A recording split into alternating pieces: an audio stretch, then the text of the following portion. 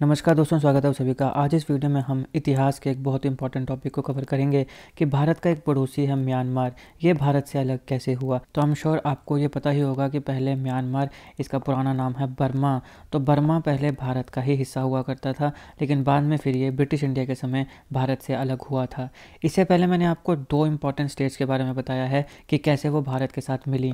एक था सिक्किम, कि सिक्किम भारत के साथ कैसे मिली, क्योंकि जब हमारा भारत आज़ाद हुआ था 1947 में, तो सिक्किम हमारे भारत का पार्ट नहीं था और इवन गोवा भी हमारे भारत का पार्ट नहीं था। सिक्किम जो था वो एक अलग देश था और जो गोवा है वो पोर्टुगीज़ के अंडर था। तो मैंने दोनों वीडियोस को कवर किया है कि सिक्किम भारत के साथ कैसे मिला और गोवा भारत के साथ कैसे मिला। इन दोनों को आप देख सकते हैं, इन दोनों का लिंक मैं आपको डिस्क्रिप्शन बॉक्स में दे दूंगा। अगर आप तैयारी कर रहे हैं चाहे नहीं कर रहे हैं, एक इंडियन होने के नाते हमें पता होना चाहिए कि गोवा और सिक्किम भारत के साथ कैसे मिले।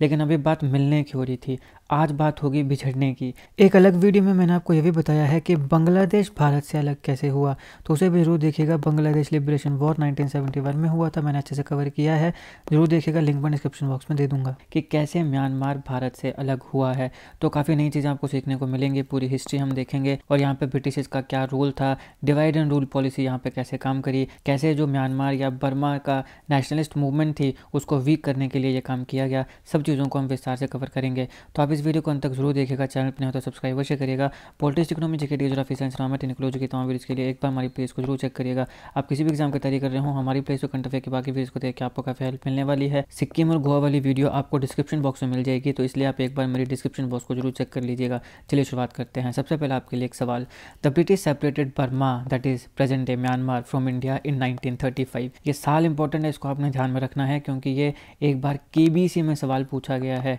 ऐसा ही सवाल एक पूछा गया था म्यांमार और इंडिया से रिलेटेड, तो ये ईयर आपने ध्यान में रखना है। कौन से साल में Burma that is today's Myanmar Bharat से अलग हुआ था, तो दैट इज़ 1935। यहाँ पे सवाल पूछा गया है कि what was the major reason for this separation, इस सेपरेशन का मेजर रीज़न क्या था। आप इस वीडियो को पॉज करिए, इन चारों ऑप्शंस को पढ़िए और जो भी आपको राइट आंसर लगता है उसको कमेंट बॉक्स में लिख के बताइए। वीडियो के एंड में मैं आपको इस सवाल का जवाब दूंगा और अच्छे से हम इसको डिस्कस भी करेंगे। चलिए देखिए, म्यांमार और इंडिया पहले एक ही देश था। इस देश के ऊपर अंग्रेज़ों का राज था उस समय, यानी आप सब जानते हैं कि ये ब्रिटिश पीरियड की बात हो रही है। अब 1920s में आके बर्मा में एक सोशल डिसकंटेंट, बर्मा के जो लोग थे, बर्मा जो पुराना नाम है म्यांमार का, तो जब मैं बर्मा बोलूँगा तो आपने समझना है बात हो रही है म्यांमार की। तो म्यांमार जो पुराना बर्मा है, उसके जो लोग थे उनके बीच में 20s में आके, 1920s में आके थोड़ा सोशल डिसकंटेंट आ गया। अब यहाँ पे सवाल है कि इस डिसकंटेंट का रीज़न क्या था। इसके दो रीज़न थे। पहला तो ये था कि जो इथनिक बर्मीज़ थे, जो इंडिजिनस ग्रुप था वहाँ का, जो वहाँ के बाशिंदे थे, वो इंडियन इमिग्रेंट्स, देखिए यहाँ पे एक म्यांमार है, म्यांमार में कुछ तो यहाँ के अपने लोग थे, कुछ यहाँ पे भारत के, और दूसरा था चाइना, चाइना के लोग थे जो यहाँ पे काम किया करते थे, अपने बिजनेसेस किया करते थे। अब प्रॉब्लम ये थी कि बर्मा के अंदर आके जो वहाँ के इंडिजिनस ग्रुप्स हैं वो थोड़े गरीब थे, उनके पास पैसा कम था। लेकिन जो इंडियन इमिग्रेंट्स और जो चाइनीज़ इमिग्रेंट्स थे वो इनके कंपैरिजन में थोड़े अमीर थे, फाइनेंशियली बेटर थे। कौन? जो इंडियन इमिग्रेंट्स थे और चाइनीज़ इमिग्रेंट्स थे, वो बर्मा में आके बर्मा के जो इंडिजिनस लोग हैं और इथनिक ग्रुप के लोग हैं वो उनसे ज़्यादा अमीर थे। तो पहली एक चीज़ थी। दूसरा, बर्मा जो है यहाँ पे फॉरेस्ट काफ़ी ज़्यादा हैं, तो यहाँ पे फॉरेस्ट का जो प्रोड्यूस हो रहा है और उससे जो भी इनकम आ रही है वो सारा यूरोपियंस के पास जा रहा था, क्योंकि यहाँ पे अंग्रेज़ों का राज था। तो यहाँ पे फॉरेस्ट प्रोड्यूस का जितना भी पैसा है वो भी यूरोपियंस के पास जा रहा है, पहली चीज़। दूसरी चीज़ कि यहाँ पर इन लोगों के कंपैरिजन में इंडियंस और जो चाइनीज़ यहाँ पर रहा करते थे उनके पास ज़्यादा पैसा था। तो इससे धीरे धीरे यहाँ की जो जनता है इनके बीच में थोड़ा डिसकंटेंट आने लगा। लेकिन यहाँ पे बर्मा का जो सवाल है, यानी बर्मा को एक अलग देश बनाने का जो सवाल है, वो 1918 में आके खड़ा होता है। यहाँ पे एडविन मोंटागू और लॉर्ड शेम्सफोर्ड, इन्होंने ग्रेजुअली जब इंडिया में सेल्फ गवर्निंग इंस्टीट्यूशंस को इंट्रोड्यूस करने की बात करी तो वहाँ पे इन लोगों ने बर्मा का भी एक सवाल खड़ा किया कि भाई बर्मा का क्या करना है, इसको भारत के साथ ही रखना है, इसको एक अलग एडमिनिस्ट्रेटिव यूनिट बनानी है या इसको एक अलग देश बनाना है, क्या करना है, इसका सवाल यहाँ पे सबसे पहले खड़ा हुआ। लेकिन उसके बाद डिसीज़न ये लिया गया कि मिलिट्री रीजंस की वजह से ये बेहतर होगा कि जो बर्मा है वो भारत का ही पार्ट बना रहे। तो यहाँ पे सिर्फ सवाल खड़ा होता है, यहाँ पे कोई बड़ी मूवमेंट नहीं होती है इस पॉइंट ऑफ टाइम तक। आगे हम देखेंगे कि एक सेसेशन मूवमेंट भी हमें देखने को मिलती है, हालांकि वो इंडिया के अगेंस्ट नहीं थी, वो कहीं ना कहीं अपनी मांगों के लिए थी, लेकिन ऐसी मूवमेंट्स हमें आगे देखने को मिलती हैं। But for the time being इस समय तक 1918 तक ऐसी कोई मूवमेंट अभी तक हमने नहीं देखी। बस यहाँ पे क्योंकि जब भारत में सेल्फ गवर्निंग इंस्टीट्यूशंस को इंट्रोड्यूस करने की बात होती है तो मोंटागो और सेम्सफोर्ड के द्वारा यहाँ पे सवाल उठता है कि बर्मा का क्या करना है, लेकिन बाद में डिसीजन लिया जाता है कि मिलिट्री रीजंस की वजह से इसको भारत के साथ ही रहने देते हैं। अब जो बर्मा की सेपरेशन की बात है वो अर्ली 1920s में ग्रो होती है। यहाँ पे बर्मीज लेजिस्लेटर थे मोंग पो बय, इन्होंने 1922 में आके एक रिक्वेस्ट करी कि एक ऐसी कमेटी बननी चाहिए जो इस बात को एग्जामिन करे कि बर्मा जो है वो जो इंडियन एम्पायर है इसको लीव करना चाहता है। ये एक सवाल था, तो इसके ऊपर मांग की गई कि एक कमेटी बननी चाहिए और वो इसके ऊपर एग्जामिन करे, इसको पूरा स्टडी करे। लेकिन ये बात किसने उठाई? बर्मीज लेजिस्लेटर ने। तो लेजिस्लेटर का जो स्पीकर था, जैसे हमारे यहाँ पे होता है ना कि विधानसभा होती है तो उसका एक स्पीकर होता है, बाकी सारे लेजिस्लेटिव मेंबर्स होते हैं, तो उसी प्रकार से इस बर्मीज लेजिस्लेटर का जो स्पीकर था उसने बर्मा लेजिस्लेटिव काउंसिल में इस रिक्वेस्ट को, इस प्लिया को, क्या प्लिया थी कि कमेटी बननी चाहिए जो कि इस सवाल को एग्जामिन करे कि बर्मा इंडियन एम्पायर से अलग होगा कि नहीं। तो ये जो प्लिया थी इसको टर्न डाउन कर दिया गया, यानी इसको मानने से मना कर दिया गया। कारण क्या दिए गए स्पीकर के द्वारा कि ये काफ़ी प्रीमेच्योर है और ऐसा तभी हो सकता है जब बर्मा के पास अपना अलग से कॉन्स्टिट्यूशन हो। अभी अलग कॉन्स्टिट्यूशन नहीं है तो इसलिए ये मांग जायज़ नहीं है, इस पॉइंट ऑफ टाइम पे ये प्रीमेच्योर है। अब यहाँ पे 1924 में प्रोविंस की जो लेजिस्लेटिव काउंसिल होती है वो एक रिजोल्यूशन पास करती है कि हम भारत से सेपरेट होना चाहते हैं। 24 में, 22 में तो टर्न डाउन कर दी गई, लेकिन 24 में आके लेजिस्लेटिव काउंसिल ने एक रिजोल्यूशन पास कर दिया कि हम भारत से अलग होना चाहते हैं। अब यहाँ पे जो रिजोल्यूशन था ये बहुत ही बैलेंस्ड रिवोल्यूशन था टूवर्ड्स इंडियंस। यहाँ पे कोई हॉस्टिलिटी नहीं दिखाई गई, कोई दुश्मनी नहीं दिखाई गई भारतीयों के खिलाफ़ या भारत के खिलाफ़। यहाँ पे बस अपनी बात कही गई। क्या कहा गया कि ये जो रिजोल्यूशन है इसे काफ़ी केयरफुली फ्रेम किया गया है नेशनलिस्ट पार्टी के द्वारा। जितने भी ऑनरेबल मेंबर्स हैं वो इस बात के लिए अवेयर हैं कि इवन जो बर्मन्स हैं, जो बर्मा के लोग हैं, वहाँ पर भी डिफरेंस ऑफ ओपिनियन है कि क्या हम भारत के साथ रहना चाहते हैं या फिर अलग रहना चाहते हैं। यहाँ पर भी काफ़ी डिफरेंस ऑफ ओपिनियंस हैं, लेकिन इस बात के लिए हम सारे एकजुट हैं कि एक दिन बर्मा जो है वो भारत से सेपरेट होगा ही होगा या होना ही चाहिए। अब ये कैसे होना चाहिए इसके लिए हमारे यहाँ पे डिफरेंस ऑफ ओपिनियंस हैं।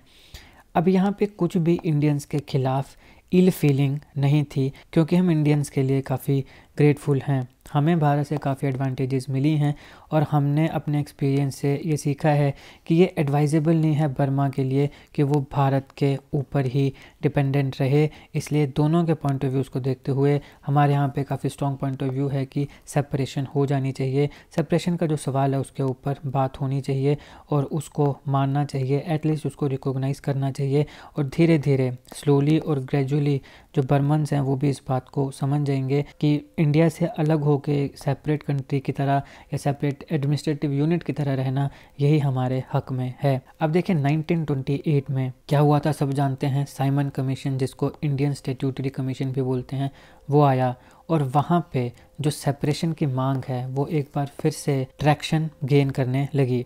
जो 7 मेंबर कमीशन थे ब्रिटिश पार्लियामेंटेरियंस का, वहाँ पे क्लेमेंट एटली भी था। उन्होंने एक सीक्रेट मेमोरेंडम दिया गवर्नमेंट ऑफ बर्मा को और वहाँ पे एक केस किया गया कि ब्रिटिश इंडिया से जो प्रोविंस है बर्मा का उसको सेपरेट कर दिया जाए। तो ये बात हो रही है साइमन कमीशन के समय। अब यहाँ पे जो मेमोरेंडम था इसमें क्या कहा गया कि जो बर्मीज हैं वो इंडियंस से अलग हैं रेस और लैंग्वेज की अगर बात करें तो। अब ये तो बहुत ही बेतुकी चीज़ है क्योंकि भारत इतना बड़ा देश है और यहाँ पे तो हर स्टेट में अलग अलग बोलियाँ बोली जाती हैं। North India, north east India, south India, आपके पास ईस्ट इंडिया, वेस्ट इंडिया, हर स्टेट की अपनी अलग अलग भाषा है। तो क्या आप हर स्टेट को एक अलग देश बना दोगे? तो ये काफ़ी बेहुदा तर्क था, लेकिन ये तर्क यहाँ पे दिया गया कि रेस और लैंग्वेज के कंपैरिजन में जो बर्मीज है वो इंडियन से काफ़ी ज़्यादा अलग हैं। और यहाँ पे प्रॉब्लम ये है कि यहाँ पे जो आपके बर्मीज़ हैं ये ऑल टुगेदर डिफरेंट हैं टू दैट ऑफ इंडियंस। यहाँ पे ये भी कहा गया कि जो हिस्टोरिकल टाइम्स में भी देखा गया है कि जब बर्मा में 1044 में अनावराता ने पगान डायनेस्टी को बनाया तो उसके बाद से इंडिया और बर्मा के बीच में बहुत ही कम या फिर ना के बराबर बातचीत हुई है, कोई भी इंटरकोर्स हुआ है। और यहाँ पे 19th सेंचुरी के स्टार्टिंग से पहले तक इंडिया और बर्मा के बीच में कोई इतने अच्छे रिश्ते नहीं थे। और जो बर्मा के लोग हैं वो एंटायरली डिफरेंट हैं भारत के लोगों से। ये अलग अलग स्टॉक से आते हैं, अलग हिस्ट्री है, अलग रिलीजन है, अलग लैंग्वेज है, अलग सोशल सिस्टम है, अलग मैनर्स हैं, अलग कस्टम है और एकदम जो लाइफ की आउटलुक है वो भी इंडियंस की और बर्मीज़ की बिल्कुल अलग है। जो ब्रिटिश अथॉरिटीज़ थी बर्मा में उन्होंने आर्ग्यू किया कि जो डेमोक्रेटिक रिफॉर्म्स हैं जब भारत में वो इंट्रोड्यूस किए जाएंगे तो वहाँ पे बर्मा के जो पॉपुलर सेंटिमेंट्स हैं उनकी भी रिस्पेक्ट होनी चाहिए। 700 साल तक पहले जो मोहम्मदन डायनेस्टी थी भारत में इस्टेब्लिश हुई, तब से लेकर आज दिन तक हमें इंडियंस के बीच में कोई भी रियल फ्यूजन देखने को नहीं मिली। अब यहाँ पे बात क्या हो रही है कि यहाँ पे हिंदूज़ और मुस्लिम्स जो हैं इनके बीच में भी भाईचारा नहीं बन पाया, तो बर्मीज़ के साथ कैसे बन जाएगा। हालांकि यहाँ पे जो मेन रीज़न था वो इथनिसिटी नहीं थी बल्कि रिलीजन हो सकता है, और रिलीजन भी कोई इतना नहीं है क्योंकि मैं मानता हूँ कि काफ़ी हिंदू और मुस्लिम जो हैं वो भाईचारे में रहते हैं। लेकिन जो बर्मीज़ हैं उनका मेजॉरिटी रिलीजन तो बुद्धिज़्म है, तो बुद्धिस्ट तो इंडिया में हमेशा फ्लरिश ही करे हैं, तो इसलिए ये भी कुछ हद तक कुतर्क हो सकता है, लेकिन ये उस मेमोरेंडम में तर्क दिया गया। यहाँ पे कहा गया कि हम एक मद्रासी, बंगाली, ब्राह्मण, सिख, पंजाबी, मोहम्मदन और पठान्स, इनको हम आज दिन तक कभी देख ही नहीं पाए या देख ही नहीं सकते हैं कि ये एक रेजिमेंट में या एक कंपनी में काम करें। हालांकि अब यहाँ पे आप ये देखो कि ये बातें ये कब कर रहे हैं, 1920s में आकर कर रहे हैं, जबकि 1857 का रिवोल्ट इन्होंने खुद देखा और झेला है और इनकी सरकार तब गिरते गिरते बची थी। और उस समय जितने भी हमारे इंडियंस थे उन सारों ने पार्ट लिया था बढ़ चढ़ के।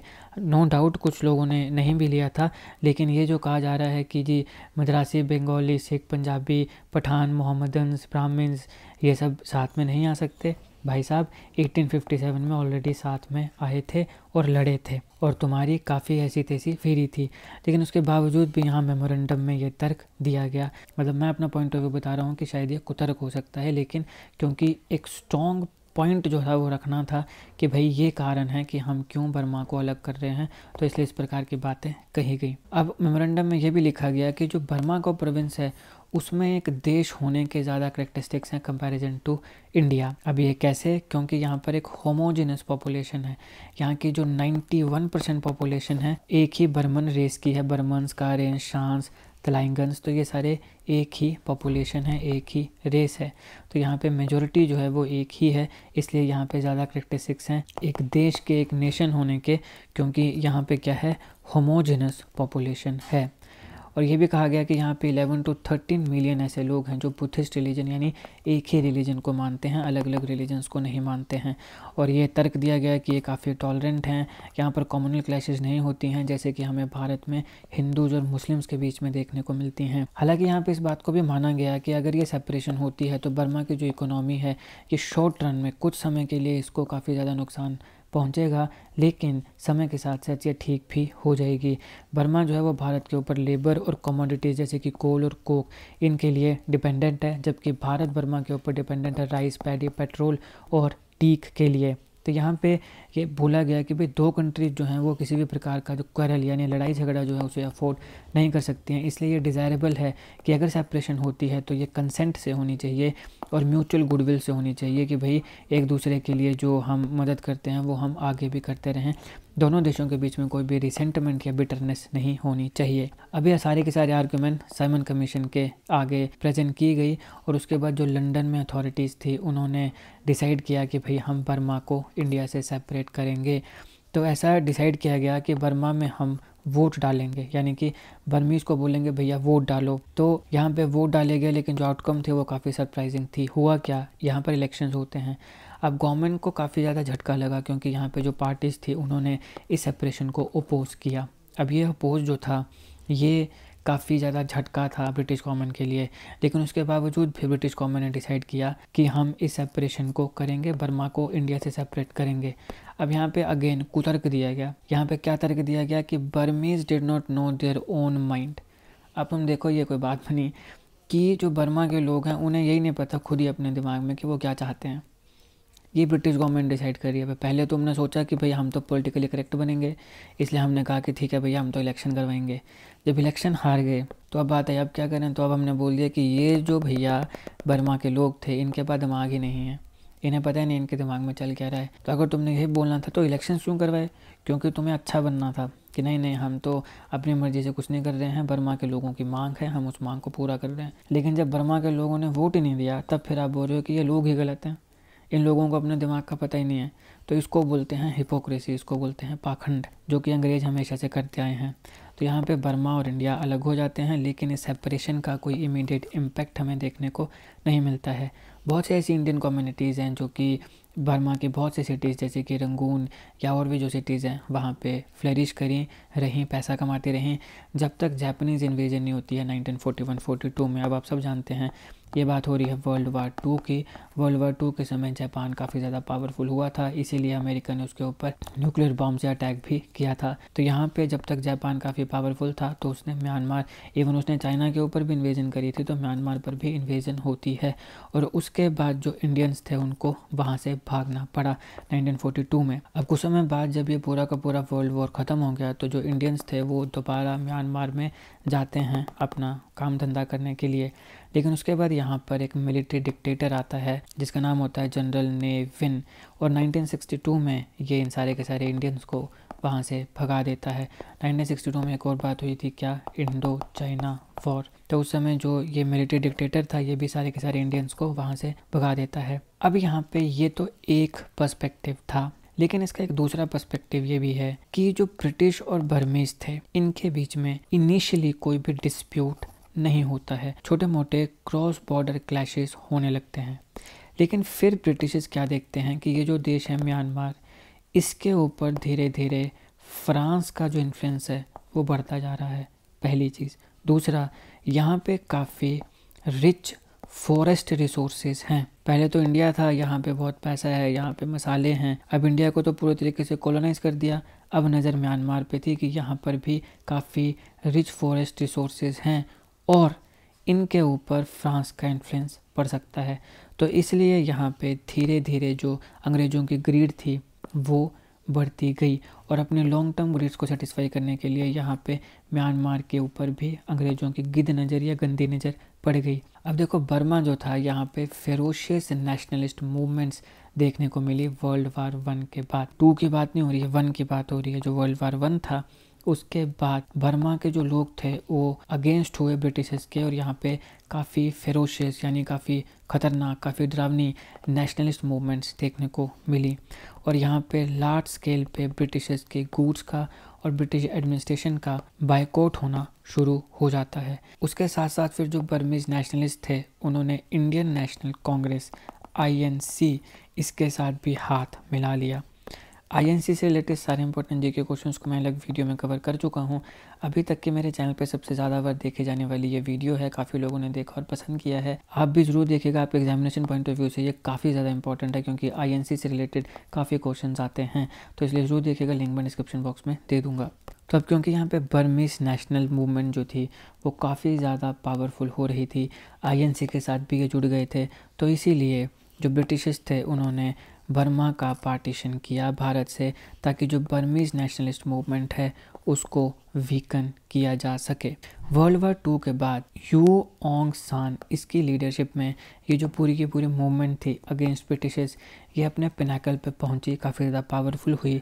और इसी के बाद बर्मा ने 4 जनवरी 1948 को इंडिपेंडेंस गेन करी। तो भारत की आज़ादी के बाद बर्मा को आज़ादी मिली है 1948 में आके। अभी यहाँ पे बर्मा को कॉलोनाइज करने के लिए और बर्मा को चलाने के लिए ब्रिटिश इंडिया में कुछ स्कॉट्समैन थे जिन्होंने काफ़ी सिग्निफिकेंट रोल प्ले किया, जैसे कि सर जेम्स स्कॉट। तो इसीलिए जो कंट्री है बर्मा, उसको द स्कॉटिश कॉलोनी भी बोला जाता है। तो ये सवाल आपसे पूछा जा सकता है कि बताइए द स्कॉटिश कॉलोनी ये किसे कहा जाता है? तो ये बर्मा को कहा जाता है। बर्मा और म्यांमार को स्कॉटिश कॉलोनी भी कहा जाता है। तो चलिए अब आते हैं अपने सवाल पे कि ब्रिटिशर्स ने 1935 में बर्मा यानी आज का म्यांमार इसको भारत से सेपरेट किया। मेजर रीज़न क्या था? तो मेजर रीज़न क्या था? ब्रिटिशर्स ने सेपरेट किया बर्मा को इंडिया से क्योंकि जो बर्मीज़ फ्रीडम स्ट्रगल था उसको वीकन किया जा सके। तो इसका राइट आंसर क्या है? ऑप्शन डी इसका राइट आंसर है कि जो बर्मीज़ नेशनलिस्ट मूवमेंट थी उसे वीक करने के लिए अंग्रेज़ों ने बहुत ही घटिया और पिटी पॉलिटिक्स खेली और भारत से म्यांमार को अलग करा दिया। ये इस लेक्चर का एनालिसिस है। यहाँ पे मैंने आपको 3 वीडियोस बताई हैं, गोवा भारत के साथ कैसे मिला, सिक्किम भारत के साथ कैसे मिला और इंडियन नेशनल कांग्रेस रिलेटेड सारे इंपॉर्टेंट जी के क्वेश्चंस। तीनों वीडियोस के लिंक मैं आपको डिस्क्रिप्शन बॉक्स में दे दूंगा। आपके एग्जामिनेशन के लिए तीनों काफ़ी इंपॉर्टेंट है, कई बार सवाल बने हैं, जरूर देखिएगा, लिंक डिस्क्रिप्शन में मिल जाएगा। बाकी politics, economy, GK, geography, science, environment, ecology की तमाम वीडियोस को देखने के लिए एक बार हमारी प्लेलिस्ट को जरूर चेक करिएगा। आप किसी भी एग्जाम की तैयारी करने हो, हमारी प्लेलिस्ट को कंटिफाई की बाकी वीडियोस को देख के आपको काफ़ी हेल्प मिलने वाली है। इसे समय निकाल के हमारे चैनल को जरूर चेक करिएगा। बाकी वीडियो अगर आपको अच्छी लगी हो तो लाइक करिएगा, शेयर करिएगा और जीके करंट अफेयर और जीके ट्रिक्स ऐसी वीडियोस को देखने के लिए हमारे चैनल को सब्सक्राइब करिएगा। बेल आइकन को जरूर दबा दीजिएगा ताकि किसी वीडियो की नोटिफिकेशन आपसे मिस ना हो। आपका बहुत बहुत धन्यवाद।